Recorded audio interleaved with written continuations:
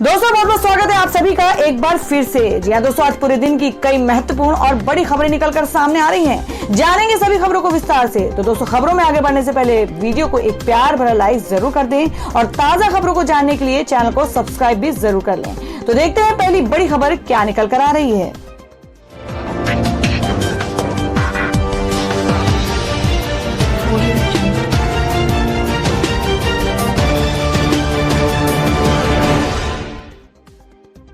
दोस्तों, आज की पहली बड़ी खबर बता दें, जिसमें एस जयशंकर ने कहा कि एलएसी पर हथियारों के साथ चीनी सैनिकों की मौजूदगी बहुत गंभीर चुनौती।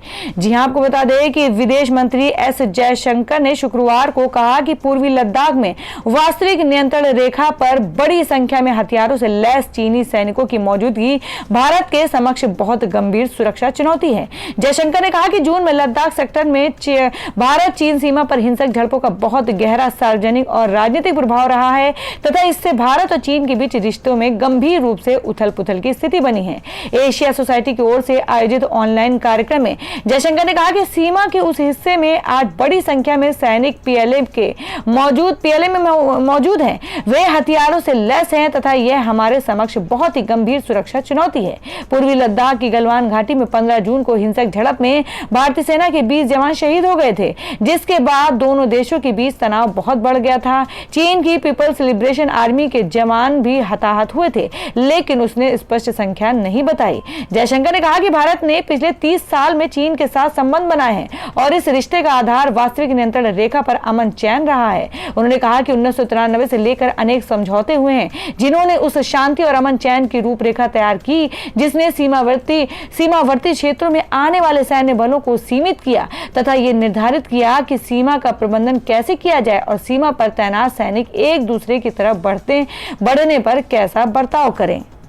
जयशंकर ने कहा कि इसलिए अवधारणा के स्तर से व्यवहार के स्तर तक पूरी एक रूपरेखा थी। अब हमने इस साल क्या देखा कि समझौते की इस पूरी श्रृंखला को दरकिनार किया गया। सीमा पर चीनी बलों की बड़ी संख्या में तैनाती स्पष्ट रूप से इन सब के विपरीत है, उन्होंने कहा। और जब एक ऐसा टकराव का बिंदु आया जहां विभिन्न स्थानों पर बड़ी संख्या में सैनिक एक दूसरे के करीब आए, तो 15 जून जैसी दुखद घटना घटी। और अब अगली खबर बता दें कि सीएम योगी ने 31,277 शिक्षकों को प्रदान किया नियुक्ति पत्र। कहा अब आंदोलन नहीं, सिर्फ पढ़ाना। जी हां, बात करें कि उत्तर प्रदेश के मुख्यमंत्री योगी आदित्यनाथ ने शुक्रवार को अपने सरकारी आवास पर 5 कालिदास मार्ग पर 31,277 सहायक अध्यापकों को नियुक्ति पत्र वितरण कार्यक्रम का शुभारंभ किया। उन्होंने 5 लाभार्थियों को अपने हाथ से नियुक्ति पत्र प्रदान किया। इसके बाद वीडियो कॉन्फ्रेंसिंग से प्रदेश के 68 जिलों में इसकी शुरुआत की। मुख्यमंत्री ने लखनऊ की मंजुला त्रिपाठी, तनुजा सिंह, प्रिंस पटेल, कुणाल गौतम और कविता कुमारी गौड़ को अपने हाथ से नियुक्ति पत्र भी दिया। और मैं आपको बता दें बिहार असेंबली इलेक्शन को लेकर, जिसमें चिराग पासवान बोले कि पीएम मोदी मेरे दिल में है, बीजेपी के खिलाफ लोजपा नहीं उतारेगी उम्मीदवार। जी हां, आपको बता दें कि लोक जनशक्ति पार्टी एलजेपी के अध्यक्ष चिराग पासवान ने कहा कि उनकी पार्टी बिहार विधानसभा चुनाव में भारतीय जनता पार्टी के खिलाफ अपने उम्मीदवार नहीं उतारेगी। इससे कुछ घंटे पहले भाजपा ने चिराग पासवान पर आरोप लगाया था कि वे भाजपा के वरिष्ठ नेताओं के साथ अपने समीकरण दिखाकर चुनाव में भ्रम पैदा करने की कोशिश कर रहे हैं। एक तरफ तो चिराग पासवान बिहार के मुख्यमंत्री नीतीश कुमार पर हमला कर रहे हैं, जबकि दूसरी तरफ प्रधानमंत्री नरेंद्र मोदी और गृह मंत्री अमित शाह जैसे भाजपा के शीर्ष नेताओं की सराहना कर रहे हैं।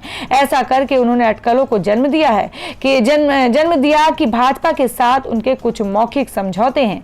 बीजेपी ने आरोप लगाया कि लोजपा अध्यक्ष चिराग पासवान मोदी के नाम पर वोट मांग रहे हैं। इन आरोपों के बाद चिराग ने कहा कि मुझे किसी कैंपेन के लिए प्रधानमंत्री नरेंद्र मोदी की तस्वीरों की जरूरत नहीं है, वे मेरे दिल में रहते हैं, मैं उनका हनुमान हूं।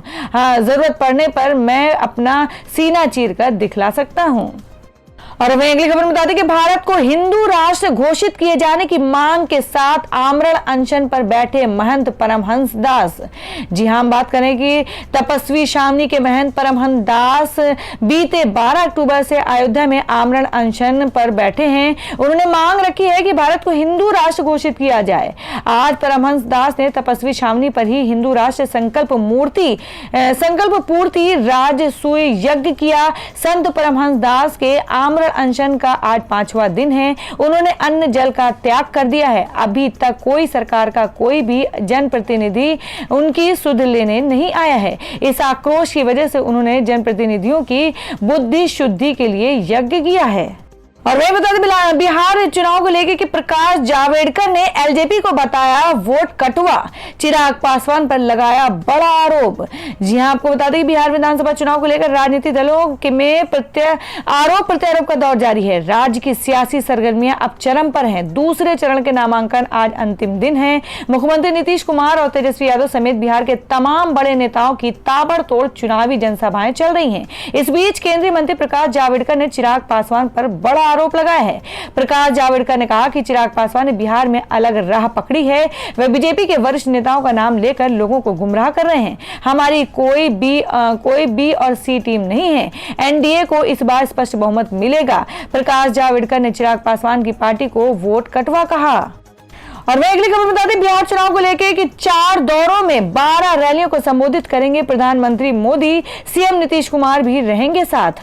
जी हां, आपको बता दें कि राष्ट्रीय जनतांत्रिक गठबंधन यानी एनडीए ने अपना रिपोर्ट कार्ड जारी किया है। इसमें बिहार में केंद्र और राज्य सरकार के द्वारा जो काम किए गए हैं उसका उल्लेख किया गया है। इस मौके पर भाजपा, जदयू और जीतन राम मांझी की पार्टी हिंदुस्तानी आवाम मोर्चा के उपस्थित नेताओं ने एक बार फिर प्रदेश में राजग की सरकार बनाने का दावा किया है। साथ ही यह भी ऐलान किया गया है कि प्रधानमंत्री नरेंद्र मोदी बिहार में 12 चुनावी सभाओं को संबोधित करेंगे। इस मौके पर उपस्थित बिहार भाजपा के चुनाव प्रभारी व महाराष्ट्र के पूर्व सीएम देवेंद्र फडणवीस ने जानकारी देते हुए बताया कि बिहार में नरेंद्र मोदी की सभी रैली एनडीए की रैली होगी। फडणवीस ने बताया कि पहली बार प्रधानमंत्री मोदी 23 अक्टूबर को बिहार आएंगे और आसाराम, गया और भागलपुर में करेंगे। उनका दूसरा दौरा 28 अक्टूबर को होगा। इस दौरे में वे दरभंगा, मुजफ्फरपुर और पटना में चुनावी सभाओं को संबोधित करेंगे। तीसरा दौरा 1 नवंबर को होगा। इस दौरे में वे छपरा, पूर्वी चंपारण और समस्तीपुर चुनावी रैली को संबोधित करेंगे और वहीं चौथा और आखिरी दौर 3 नवंबर का होगा। इस दौरान वे पश्चिम चंपारण, सहरसा, अररिया के फारबिसगंज में चुनाव सभाओं को संबोधित करेंगे। और अब हमें अगली खबर बता दें कि आलिया ने अपने पति एक्टर नवाजुद्दीन सिद्दीकी के खिलाफ कोर्ट में दर्ज कराया बयान। जी हम बात करें कि बॉलीवुड एक्टर नवाजुद्दीन सिद्दीकी के अपनी पत्नी आलिया सिद्दीकी से रिश्ते बहुत खराब चल रहे हैं। दोनों में लंबे समय से अनबन चल रही है। आलिया ने नवाजुद्दीन की परेशानियां बढ़ा दी हैं। सिद्दीकी से अलग रह रही उनकी पत्नी आलिया ने उत्तर प्रदेश के मुजफ्फरनगर जिले में मजिस्ट्रेट के सामने अपना बयान दर्ज कराया है। बयान में उन्होंने इस आरोप को दोहराया है कि 2012 में एक्टर के भाई ने उनके एक परिजन के साथ छेड़खानी की थी। पुलिस क्षेत्र अधिकारी गिरिजा शंकर त्रिपाठी ने पीटीआई भाषा को बताया कि आलिया पोक्सो यानी बाल यौन अपराध सुरक्षा अधिनियम अदालत में पेश हुई और उन्होंने सीआरपीसी की धारा 164 के तहत अपने पति और उनके परिवार के 4 सदस्यों के खिलाफ अपना बयान दर्ज करवाया। और अब अगली खबर आपको बताते हैं कि अक्षय कुमार की फिल्म लक्ष्मी बॉम्ब पर धार्मिक भावनाओं को ठेस पहुंचाने का आरोप, रिलीज पर रोक लगाने की उठी है मांग। जी हां, आपको बता दें कि इन दिनों बॉलीवुड की कई बड़ी फिल्मों को लेकर जबरदस्त चर्चाएं हैं और वहीं इस बीच बॉलीवुड के खिलाड़ी यानी एक्टर अक्षय कुमार ने भी अपने आने वाली फिल्म लक्ष्मी बॉम्ब का ऐलान कर दिया है। इस फिल्म का ट्रेलर रिलीज हो चुका है जिसे सोशल मीडिया पर काफी पसंद भी किया जा रहा है। इसके साथ ही इस फिल्म पर तरह तरह के सवाल भी उठ रहे हैं। सिर्फ यही नहीं, इन सवालों के कारण फिल्म की रिलीज पर रोक लगाने की मांग भी की जा रही है। फिल्म पर लव जिहाद को लेकर आरोप पहले ही लग रहे थे और वहीं अब इस पर धार्मिक भावनाओं को ठेस पहुंचाने का आरोप भी लगाया जा रहा है, जिसके कारण हिंदू जन जागृति समिति ने फिल्म का विरोध शुरू कर दिया है। आपको बता दें, हिंदू जन जागृति समिति के राष्ट्रीय प्रवक्ता रमेश शिंदे का कहना है कि अक्षय कुमार की फिल्म लक्ष्मी बॉम्ब दिवाली के मौके पर रिलीज हो रही है, जिसके कारण जानबूझकर इस फिल्म को लक्ष्मी बॉम्ब नाम दिया गया है, जो श्री लक्ष्मी देवी का अपमान है, जिन्हें करोड़ों हिंदू पूजते हैं। जहां एक तरफ हम लोगों को प्रेरित कर रहे हैं कि वो लक्ष्मी पटाखे ना छुड़ाएं, वहीं दूसरी तरफ ये फिल्म ऐसे लोगों को भी बढ़ावा देगी। जी आपको बता दें, उन्होंने कहा कि इसके अलावा इस फिल्म में हीरो का नाम आसिफ है और हीरोइन का नाम प्रिया यादव है। इसके जरिए लव जिहाद को बढ़ावा दिया जा रहा है, इसलिए फिल्म लक्ष्मी बॉम्ब की स्क्रीनिंग पर फौरन रोक लगाई जानी चाहिए। वहीं रमेश शिंदे ने यह भी कहा कि film Mohammad the messenger of God ने मुस्लिमों की धार्मिक भावनाओं को ठेस पहुंचाई थी और महाराष्ट्र से होम मिनिस्टर ने खुद इस फिल्म पर बैन लगवाया था। इसी तरह लक्ष्मी बॉम्ब पर बैन लगाया जाना चाहिए। और दोस्तों मैं अगली खबर में बता दें जो कि आपके लिए बहुत ही फायदे की बात है। आपको बता दें कि नौकरी छूट गई है तो सैलरी का 50% हिस्सा 3 महीने तक मिलता रहेगा। सरकार 44,000 करोड़ रुपए का फंड जारी करेगी। जी हम बात करें कि कोरोना संकट में अगर आपकी नौकरी छूट गई है तो भी सैलरी का 50% हिस्सा मिलता रहेगा। और यही नहीं, अगर दोबारा नौकरी मिल गई है तो भी आपको ये सुविधा मिलती रहेगी। हालांकि इसके लिए आपको कर्मचारी राज्य बीमा निगम ESIC से अपने आप को जोड़ना होगा। आप ये दावा बेरोजगारी राहत पाने के तहत कर सकते हैं। इसके तहत अचानक नौकरी छूटने के बाद 3 महीने तक एक तय आर्थिक मदद दी जाती है।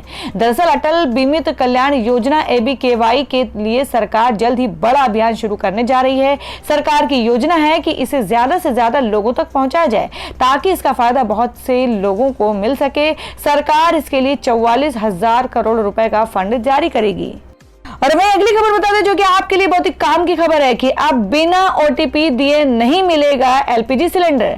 तेल कंपनियां 1 नवंबर से लागू करने जा रही हैं नया डिलीवरी सिस्टम।